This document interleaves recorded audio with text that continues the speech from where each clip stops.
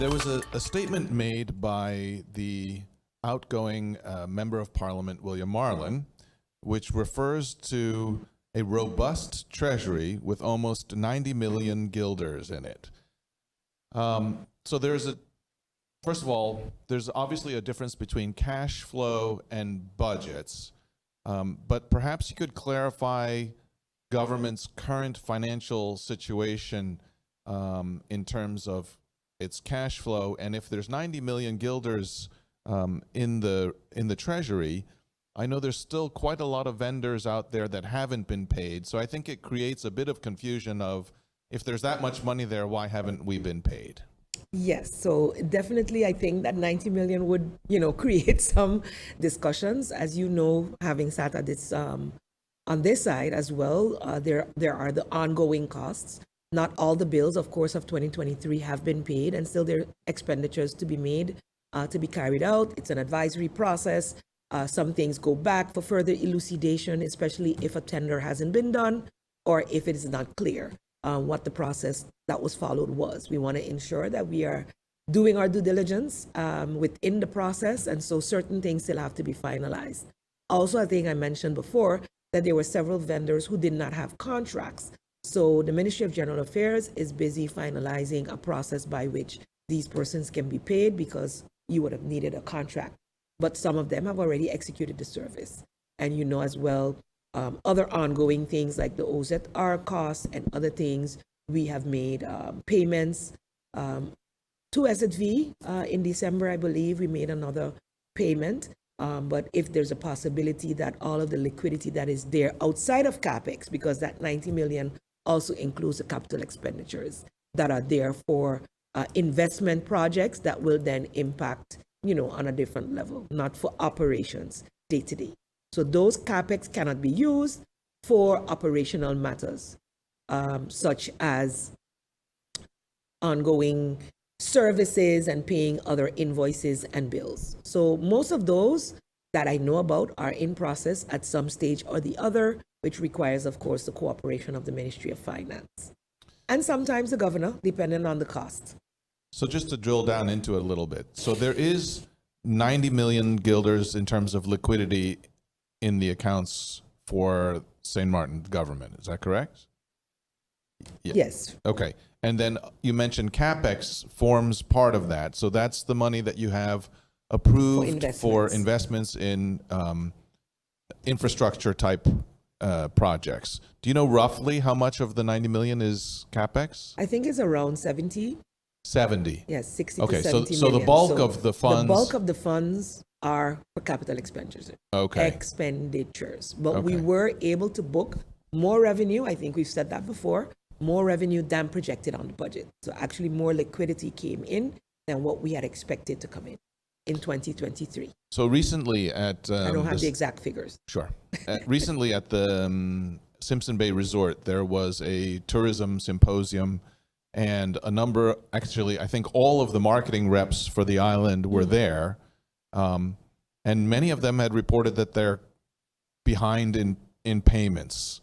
So those contracts, I assume, are contracts that are in place and that, given government's liquidity, should be settled soon. Is that what you would then expect? I believe any market reps, the process, if it requires a Council of Ministers decision or a national decree, then it would have to go through that process. And I believe each advice would then have its own reason why it didn't get finalized as yet. But I trust that the Tourist Bureau and the Ministry of Théâtre is working diligently on that. I knew one of them, we did have some questions, so it went back to get some elucidation also from the Ministry of Finance.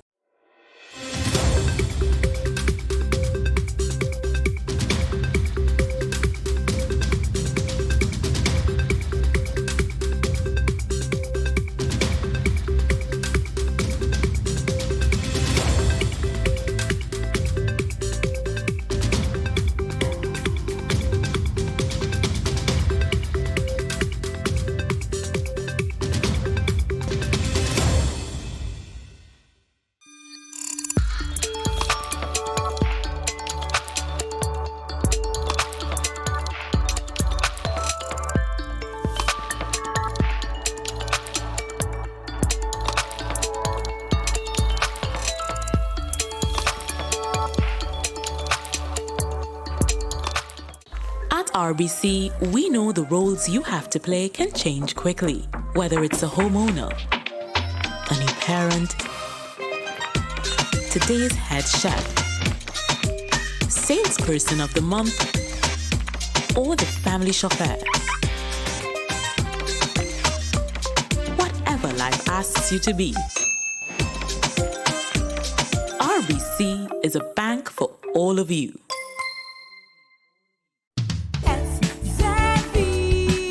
Your social and health insurance is your social and health insurance. Are you SXM insured? Do you have a valid medical insurance status? SXM is cardless. Request your My SXM account today and enter the virtual office of SXM. Go to sxv.sx and sign up now. Your social and health insurance is.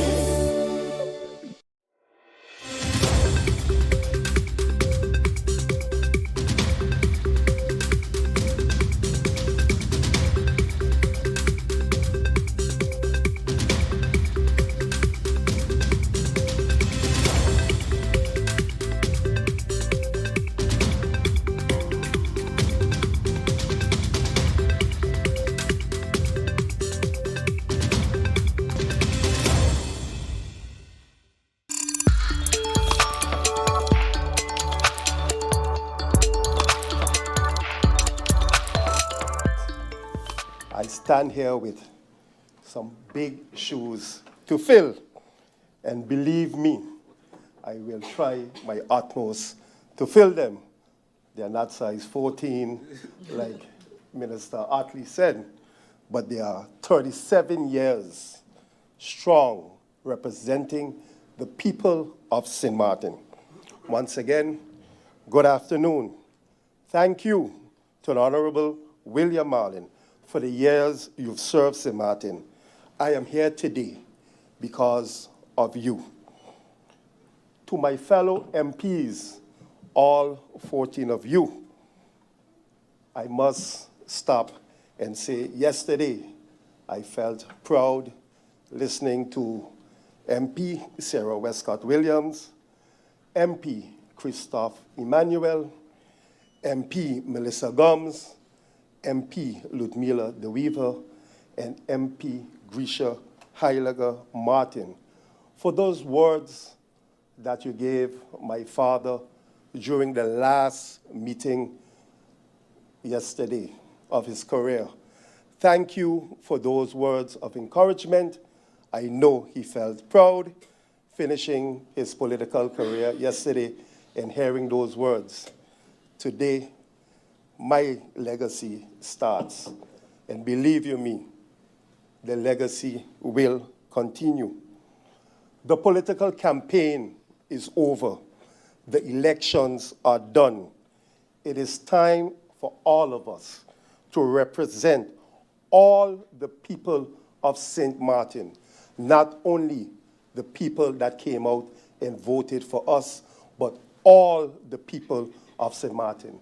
I intend to represent more than the 65% mentioned by Minister Otley that came out and voted, more than the 3,544 that entrusted the National Alliance with their vote, and definitely more than the 406 persons that entrusted me with their vote. I am here today proudly as a member of Parliament, and like I said, the elections are done. Let us work together as parliamentarians for and behalf of the people of St. Martin. I would also like to take this time to thank the Cloyd for Parliament team who stood fast with me during a gruesome campaign. We went through lots of ups and downs. But here I am today, and I thank you, St. Martin. I love. To the people of St. Martin, you've elected me to the House of Parliament, and I'm happy to be home. I'm deeply humbled and deeply grateful for the opportunity to serve as a member of Parliament for the wonderful people of St. Martin. I extend my sincerest gratitude to the citizens of this beautiful island whose trust and support have propelled me into this esteemed position. As I embark on this new chapter, I want to assure each and every one of you that I will approach my role once again with the utmost dedication, integrity, and sincerity. I understand the weight and the responsibility of my position, and you have entrusted me to do so. I'm committed to representing the interests and aspirations of all the people of St. Martin with diligence and passion. Together, we will face numerous challenges, but I firmly believe that with unity, determination, and collaboration, we can overcome any obstacle. I pledge to work tirelessly to address the issues that matter most to us in our community, to continue to listen to all of your concerns, and to advocate for positive change. I also would like to thank MP William Marlin for taking my mom's call in 2016 and seeing a bright future for the National Alliance and putting me on the list. I want to thank you for your guidance and mentorship and for your fight for the people of St. Martin over the last 40 years. You have mentored me in Parliament, and now I have the opportunity to mentor your son in Parliament. I also would like at this time to recognize the most senior veteran MP, MP Sarah Scott Williams, also for her contribution to St. Martin over the same years as MP William Marlin. I think that us millennials, us young MPs have a lot to learn from these two veterans and what it takes to have longevity and to continue to get support and the belief of the people of St. Martin. So I also want to recognize you, MP Scott Williams, for that. There are only 3 returning MPs that were with me in 2016. So to my colleagues, I want you to understand that the people are watching and they will continue to hold us accountable. Only 3, it means 4, so less than 25%. They will continue to hold us accountable and they are watching. In closing, I'd like to express my deepest appreciation for the people of St. Martin for entrusting me with this privilege. I'd like to thank my family, my team, and also for the last 4 years, the Ministry of Finance for their hard work and dedication to the people of St. Martin. Once again, I am profoundly honored to serve you as a representative and look forward to working alongside all my colleagues to continue to build a brighter and better St. Martin. Thank you. Yesterday when we closed off the parliamentary term, I talked about respect. Respect for the people of this country, respect for ourselves, and respect for the role of this office. So my only message is to my colleagues that are here for this new term is show up. The country is depending on you to show up and do your job. They have voted for all 15 of us to be here. Show up. Thank you very much.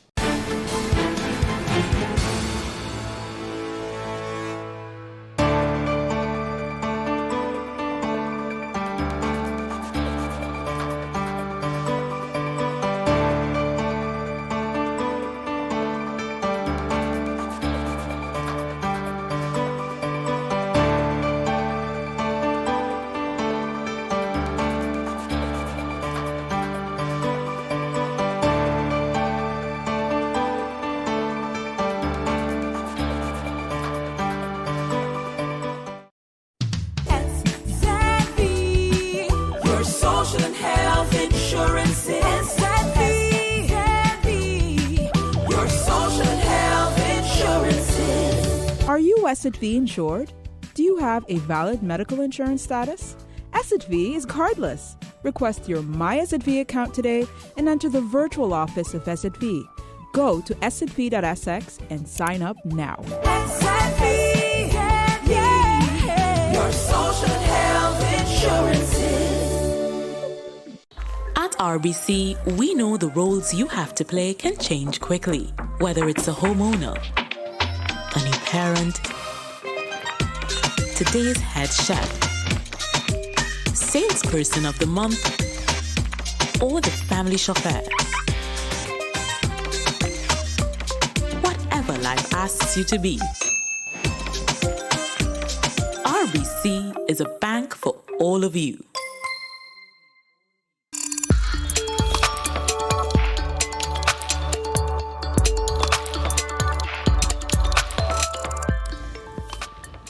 There's been a lot said, I've noticed, in the press over the past few weeks as to what that entails. Let me just explain from government's perspective. We are continuing with the works. We've received a notification from His Excellency Governor Ajamu Bailey, wherein it clearly, after we submitted our resignations, wherein it clearly states what can and cannot be done. The fact that I have noted that some have even mentioned the word a lame duck government is completely erroneous. The government and governance of our country continues unabated. We cannot stop governing because it is service to the people. And as such, any and all policies, let me be very, very clear, not go off script here. We must provide clarity on what items are to continue to be handled and processed, and which items fall outside the scope of the going concern. We believe that this clarity will enhance efficiencies and address any concerns that stakeholders may actually have due to the caretaker status that this current Council of Ministers now has. Items that are to be processed and finalized within the scope of going concerns, which was mentioned within His Excellency's briefing to us, are advices such as any activities, policy documents, and legislative pieces that were initiated in 2023 or earlier, invoices for contracts entered into before or during 2023, all SLAs and contracts that were already in the advisory process during or before the elections took place, urgent matters that have developed in 2024, whereby the handling of such cannot be delayed due to whatever circumstances may then arise, and the execution and further implementation of all country reform measures connected to the projects and the projects connected thereto, as well as the projects of the trust fund that are being executed by our National Recovery and Program Bureau, NRPB, as well as the government of St. Martin, together with the World Bank. Also, to continue are any appointments and ongoing HR matters that affect the legal position of employees, where the process was initiated in 2023. Again, anything for 2024 would, of course, require that it is urgent and cannot be delayed. We are, as a council and the government workers, are all allowed to attend conferences, events, and other needed business-related travel that was already scheduled in 2023 or that has a yearly recurring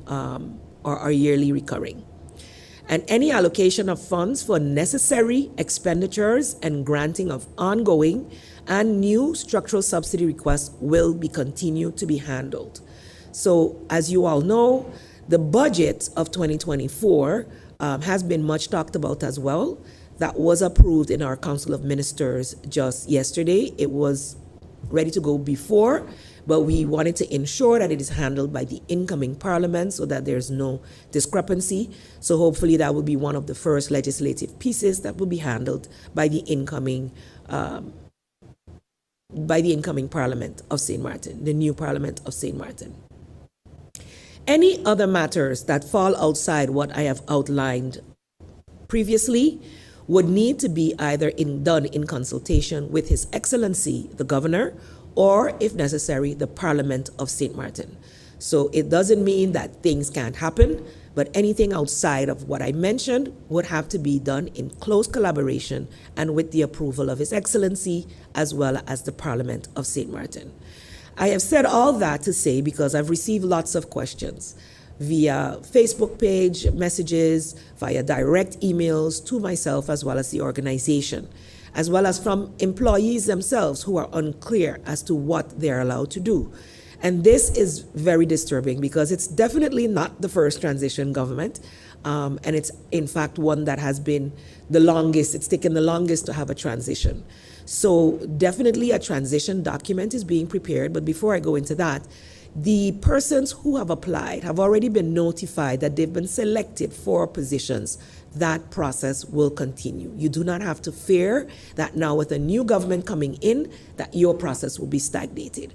I think sometimes when people make very public statements without understanding the impacts of it on the daily lives of different people, that can create very much a cloudy situation for them. So I felt it necessary to clarify that. Again, on government level, we are preparing a transition document, which is quite normal, but we're doing so now with within a scope that is a little bit different in the sense that it will be completely digitalized. There is a template that has been shared via the Secretary General's platform to all Secretary Generals. Thus, it is being prepared within the organization so that all incoming members of the new Council of Ministers, as well as even the Parliament, would have a clear understanding of the status of events, where we are now, what can be continued, what is ongoing, especially with the going concerns related to the reforms, related to the trust fund projects and ongoing policies within government that are in transition at the moment.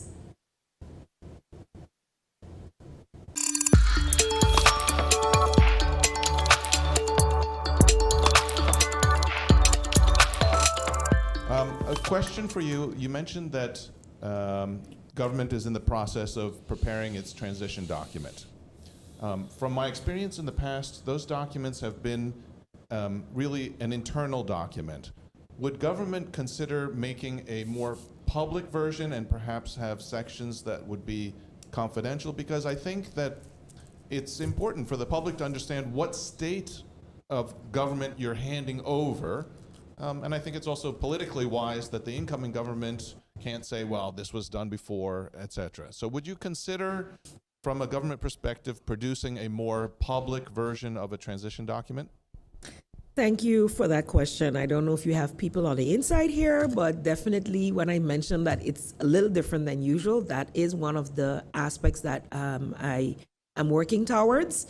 So not only are we preparing a transition document that will remain internal from, let's say, ministry to the incoming minister via the Secretariat of the Council of Ministers, as is usually done, but I would really want something that will be on our on our government's website that is clear for all to see. Of course, it wouldn't have all the details that the internal document would have, but definitely that a clear idea of what is ongoing, where it is in the stages where it is, would be definitely given to the public of St. Martin. And that's why I also mentioned the presentations in Parliament. So even before that transition document is ready, there will be presentations made to the new Parliament as to the status of affairs in the areas that was requested, at least of me as Prime Minister of the country, to update within the Kingdom relations areas, the foreign affairs, and the projects, the ongoing projects. But there's much more going on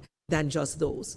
So all of the policies that I mentioned, all of the legislation that is in various stages of development will be given, shared with the public so that there's clear transparency for all concerned, not because it's an election, because many people, I must say, when we were on the election trail, were unaware of where we were.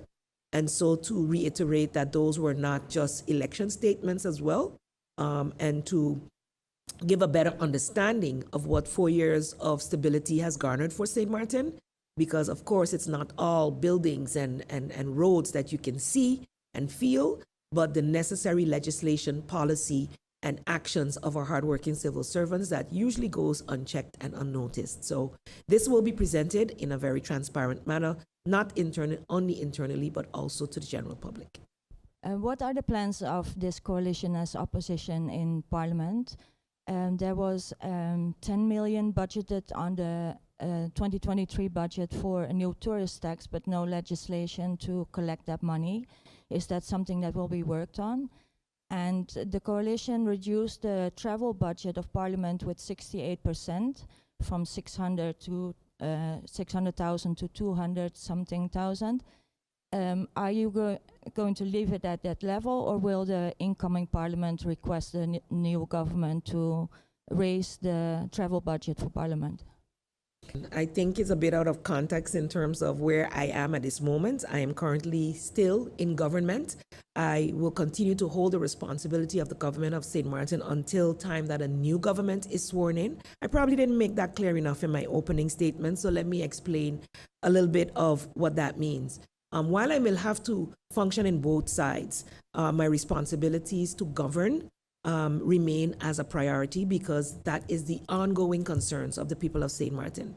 We as various parties put forth manifestos. As you would have seen from the report of the informators, our manifesto, so I can only speak for my party, is based on where we were, what we had planned before, where we are, and where we want to go. And where we want to go is closely based to where we are going as a government. So it is very closely tied to our national development vision, which I have come in this room and talked about, and we have started promotion of via the government platform. So anybody not being in line with that would have challenges within whatever they plan to do. Whether we are in government or whether we are in parliament, we are to either execute those projects, programs, and vision actions that would result from it, or we are holding the government accountable for such. So that will be the trajectory that I will be using, whether I'm in government or whether I'm in parliament, to ensure that the people of St. Martin, the quality of life of the people of St. Martin continues to improve, as it has improved, even though we're facing serious challenges around the world. And I think if we pay attention to the international news, we would know with all of the wars happening around the world, it negatively impacts St. Martin. St. Martin will not get away from it. And we have been seeing improvements within also the revenues. So even though those legislations didn't get passed within the Ministry of Teyat specifically to deal with certain taxes that we would be able to collect from our tourists, we were able to, as a government during 2023, generate more revenue than we had projected based on already owed taxes, revenues, fees, etc., that were previously not collected or were now more better compliance had been arrived at. So that continues to be something we hope continues in 24, whether we are here or not. Government is continuous, so I'm sure that the finance ministry, regardless to who is finance minister, will continue to do their due diligence to improve tax collection, fees collection, come with the different reforms. Those reforms are the things that you will see in our document that are already well underway. We mentioned this, reducing wage taxes and trying to balance that out to improve, of course, the income of our people. And as it relates to travel, we have not discussed that in any way. I believe any travel that government or parliament does must have an end goal and a reason, and proper reporting on that must be done. So I look forward to being able to serve at whichever station, whether here in government or in parliament, which I will be forced to do for the next couple of weeks anyway, or as long as it takes for a new government to sit.